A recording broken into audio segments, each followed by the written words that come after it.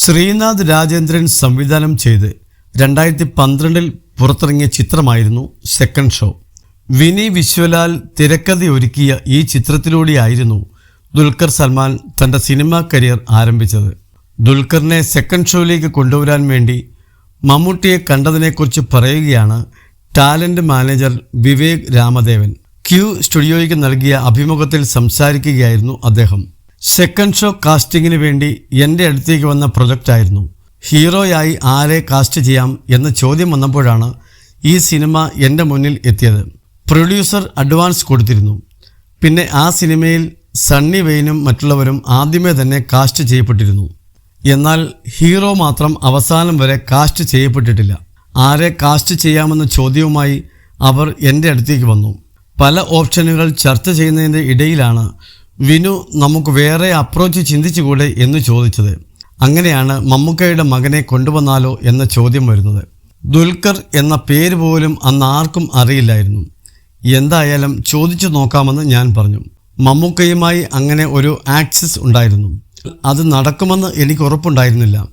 കാരണം ദുൽഖറിന് താല്പര്യമുണ്ടെങ്കിൽ ആള് സിനിമയിൽ മുമ്പ് തന്നെ വന്നേനെ. നമ്മളെക്കാൾ വലിയ ആളുകൾ ദുൽഖറിനെ മുമ്പേ തന്നെ സമീപിച്ചിട്ടുണ്ടാകണം. ആ പ്രൊജക്റ്റ് ഒന്നും നടക്കാതിരിക്കാൻ ചിലപ്പോൾ എന്തെങ്കിലും കാരണവും ഉണ്ടാകാം.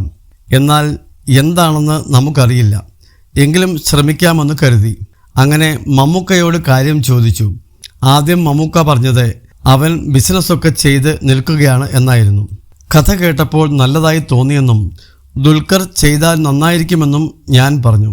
അപ്പോഴും മമ്മൂക്ക നെഗറ്റീവായിട്ടാണ് സംസാരിച്ചത്. അവസാനം ഞാൻ മമ്മൂക്കയോട് ആ കഥ കേട്ടു നോക്കാൻ ആവശ്യപ്പെട്ടു. അതിന് മമ്മൂക്ക ഓക്കെ പറഞ്ഞു.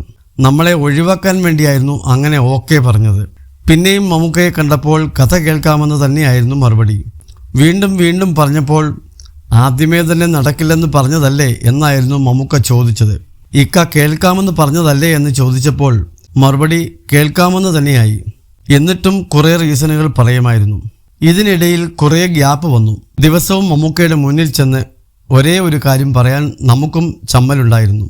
അങ്ങനെ ഒരു തവണ അവസാന ശ്രമമെന്നോണം ഒരു തവണ കൂടെ മമ്മൂക്കയുടെ അടുത്തേക്ക് പോയി.